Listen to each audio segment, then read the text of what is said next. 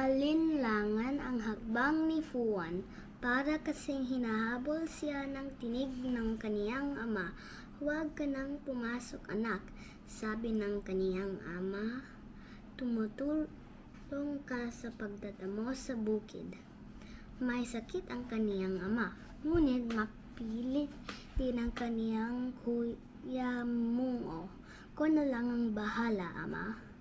Pabayaan na ninyong mag-aral si Fuan. Hindi siya dapat ma-absent." Gusto niyang tumulong sa kaniyang kuya pero gusto rin niyang mag-aral. Kaya gumigising siya ng maaga kahit ganitong mas masarap matulog. Kaya nagtitiis siyang lumakad ng ilang kilometro na iisa araw-araw papasok sa paaralan at pauwi sa kanilang bahay. Madulas pang landas ngayon dahil umulan kagabi. Hirap na hirap sa paglakad si Fuan. Puro putik ang kaniyang botang goma pagdating sa paaralan.